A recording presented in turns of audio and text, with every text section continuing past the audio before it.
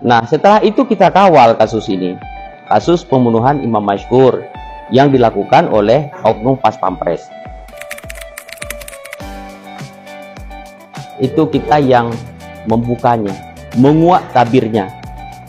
Sebenarnya sudah sekitar 12 hari kejadian itu terbenam dan silent, tidak ada yang memberitakan. Lalu kita angkat ke permukaan, kita beritakan dan menjadi konsumsi publik. Setelah itu kita kawal kasus ini. Kasus pembunuhan Imam Mashkur yang dilakukan oleh oknum Pas Pampres. Nah, sampai saat ini kasus ini sudah mulai ada titik terang.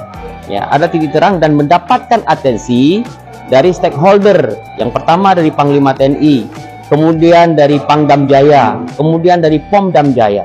Juga mereka sedang bekerja. Nah, kemarin kita sudah mendampingi ibunya untuk menjumpai salah seorang pengacara, yaitu Hotman Paris. Dan Hotman Paris bersedia untuk bekerja seikhlas mungkin untuk membantu dalam kasus ini. Nah, itu adalah merupakan nilai poin yang sangat baik ya. Nah, kemudian yang kedua, ada berkembang di masyarakat dan secara umum bahwa ini akan dituduhkan pasal 351 pembunuhan, penganiayaan ya. Tapi menurut kami itu adalah 340 pembunuhan berencana. Jadi 2 hari kemudian itu terjadi. Karena dia diambil itu pada tanggal 12 Agustus, kemudian pada tanggal 13 Agustus itu tidak ada kontak, lost kontak, tidak bisa dikomunikasi lagi sama Imam Mashkur.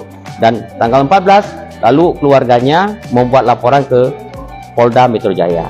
Nah, setelah itu sekitar tanggal 22 masyarakat menemukan jenazah dia di Karawang, di Kali Jatiluhur. Di situ jenazahnya. Nah, kemudian kemarin kita membawa ibunya bersama Hotman Paris dan seluruh pengacara yang terikat dalam pengacara Hotman Paris ke Pomdam Jaya. Lalu di situ kita berdiskusi. Ibunya juga berjumpa dengan 3 pelaku ini. Ya, kita sepakat dengan Pomdam Jaya, dengan komandannya Pak Irsyad, yaitu sepakat untuk menuduhkan pelaku ini terhadap pasal 340 pembunuhan berencana. Nah, oleh karena itu ini sebuah pengembangan yang sangat menggembirakan. Tentu kita minta keadilan hukum. Jadi di sana ada pembunuhan sipil dan ada kaitannya dengan sipil yang dilakukan oleh oknum TNI itu. Kemudian kemarin Panglima meresponnya ini boleh dilakukan. Pangdam meresponnya ini bisa dilakukan penyidikan koneksitas bersama Kapolda nantinya, pihak dari kepolisian. Menggantung bagi saya dan bagi keluarga, hasil otopsinya belum keluar. Fakta tentang otopsi itu harus didapatkan karena nanti akan menjadi satu pembuktian dan alat bukti di